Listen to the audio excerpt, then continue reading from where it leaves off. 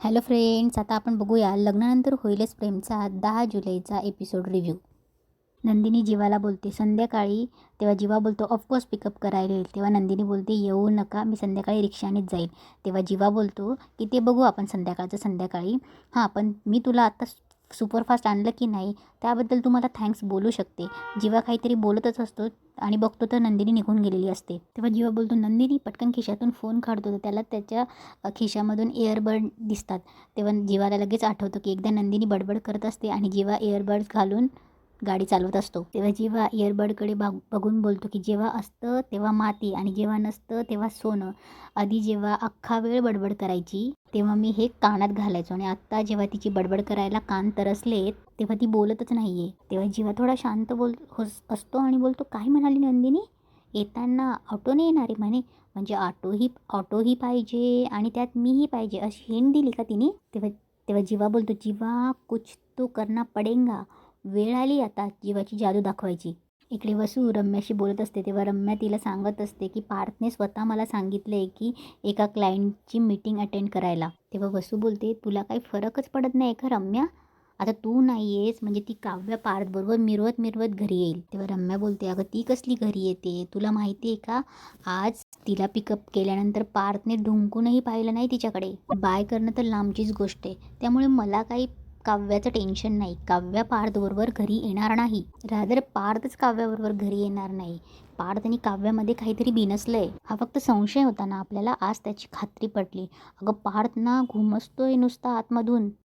आपल्याला फक्त त्याला हवा द्यायची. इकडे पार्थ घरी यायला निघतो. बघतो तर काय गाडीचं टायर पंक्चर असतं. तेव्हा पार्थ बोलतो टायर पंक्चर? आता या वेळेला इथे रिक्षाही मिळणार नाही. तेव्हा पार्थ रिक्षेसाठी थांबलेला असतो. एक रिक्षा थांबते. पार्थ बघतो तर काय तिथे काव्य असते आणि काव्य बोलते हाय. इकडे नंदिनी ही रिक्षाची वाट बघत असते आणि रिक्षा रिक्षा म्हणून ओरडत असते. तेवढ्यात एक रिक्षा थांबते. जेव्हा रिक्षाचं मीटर चालू करतो तेव्हा नंदिनीचं लक्ष नसतं. तेव्हा नंदिनी रिक्षात बसते आणि बोलते अगदी देवासारखे धावलात. तेव्हा जीवा बोलतो देवा नाही जीवा म्हणा. तेव्हा जीवा पाठी बघतो तेव्हा नंदिनी बोलते तुम्ही आणि नंतर नंतर हे सगळं जीवाचं स्वप्न असतं. तेव्हा जीवा रिक्षातच बसलेला असतो. तेव्हा नंदिनी बोलते बरं झालं रिक्षा मिळाली, नाही तर जीवांसोबत जावं लागलं असतं. इकडे काव्याही पार्थला बोलते या बसा. तेव्हा पार्थ बोलतो तुम्ही इथे काय करताय? तेव्हा काव्या बोलते मी पंक्चर केली तुमची गाडी म्हणून तुम्हाला इथे पिकअप करायला आली आहे. तेव्हा पार्थ बोलतो काय? तेव्हा काव्या रिक्षातून बाहेर उतरते आणि बोलते अहो काय काय काय, वाटेत तुमची पंक्चर झालेली गाडी दिसली आणि मग तुमचा पंक्चर झालेला चेहरा दिसला म्हणून आली तुम्हाला पिकअप करायला.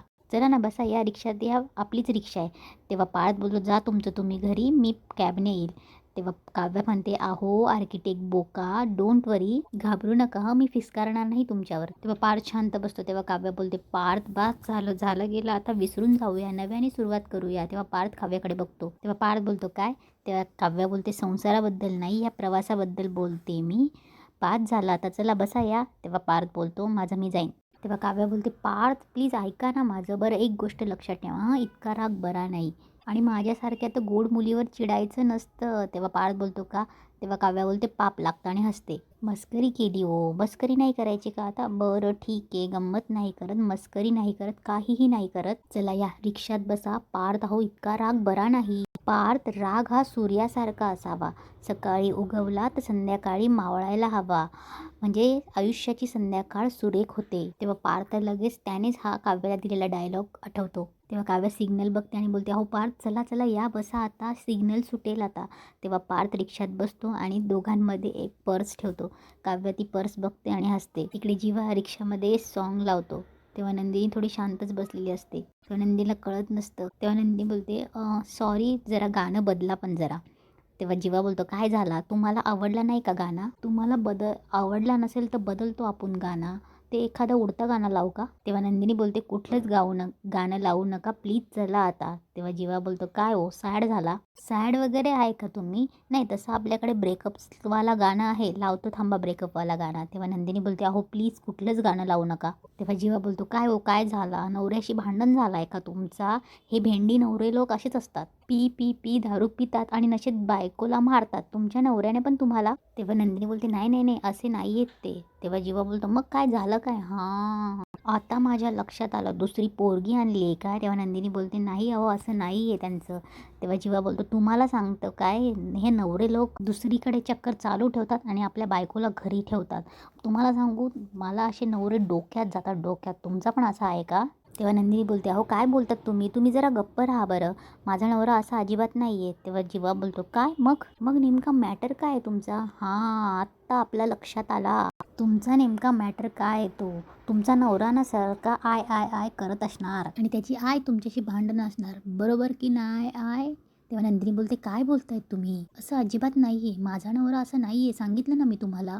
खरं तर खूप चांगले आहेत ते, त्यांच्या आई पण चांगल्या आहेत आणि घरातले सगळेच खूप चांगले आहेत. तेव्हा जीवा मनात हसतो आणि बोलतो सॉरी यार नंदिनी, पण मला असं तुला इरिटेट करायला फार मज्जा येते, पण एक छान आहे. पण ह्या सगळ्यात तू माझ्याबद्दल खरं आणि चांगलं बोललीस आणि मला हेच बघायचं होतं की तुला माझ्याबद्दल काय वाटतं. तेव्हा नंदिनी बोलते एक मिनिट, मी हे सगळं तुम्हाला का सांगते आणि तुम्ही पण माझ्याबरोबर का गप्पा मारत बसला, चला तर. तेव्हा जीवा बोलतो नाही नाही, आपल्याला तर जमणारच नाही, मला ना रिक्षा चालवताना एक तर बोलायला लागतो, एक तर गाणं ऐकायला लागतो, काय करू तुम्ही सांगा. तेव्हा नंदिनी बोलते मग ठीक आहे, मी तोंड बंद ठेवा आणि गाणं लावा, चला आता. तेव्हा जीवा बोलतो नाही नाही नाही, गाणं नको, आता आपला मूडच गेला. काय तुमच्यासारख्याचा मूड ऑफ झालेला असताना आपण गाणं ऐकायचं ते काय बरोबर वाटत नाही आपल्याला. तेव्हा नंदिनी बोलते बरं नका ऐकू, पण जरा शांत बसा आणि चला. तेव्हा जीवा बोलतो नाही नाही, ते पण नाही जमणार आपल्याला, जरा रिस्क आहे. तेव्हा नंदिनी बोलते रिस्क? तेव्हा नंदिनी हसते आणि बोलते कसली रिस्क? तेव्हा जीवा बोलतो आओ, आता रिक्षा चालवताना आपण बोलला नाही ना तर मग आपल्याला झोप येते, मग झोप आली ना तर पॅसेंजर आपली जिम्मेदारी राहत नाही, काय करू तुम्ही बोला. तेव्हा नंदिनी बोलते अरे देवा, तुम्ही तुमची बडबड चालू ठेवा, मी माझे कान बंद करते, पण आता चला ना. तेव्हा जीवा बोलतो हो चालणार ना, त्यासाठीच तुम्हाला ऑटोमध्ये बसवलं आहे आपण, हे काय चाललो. तेव्हा जीवा जायला निघतो आणि आरशातून नंदिनीला बघत असतो.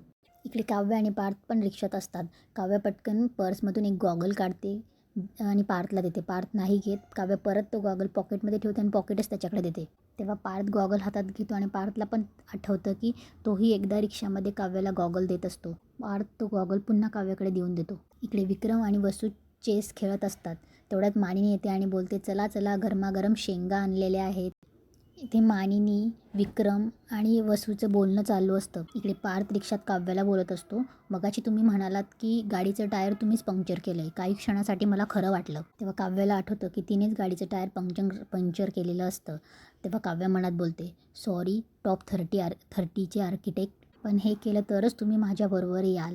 तेव्हाच गाडीचे रिक्षा थोडी हलते आणि पार्थ थोडासा काव्याच्या अंगावर आणि एकमेकांना टक्कर होते. तेव्हा पार्थ थोडा सावरतो आणि बोलतो आय एम सॉरी. तेव्हा काव्य बोलते सॉरी तुम्ही का म्हणतायत, सॉरी मी म्हणायला हवा ना तुम्हाला, खूप हर्ट केलं ना पार्थ मी तुम्हाला.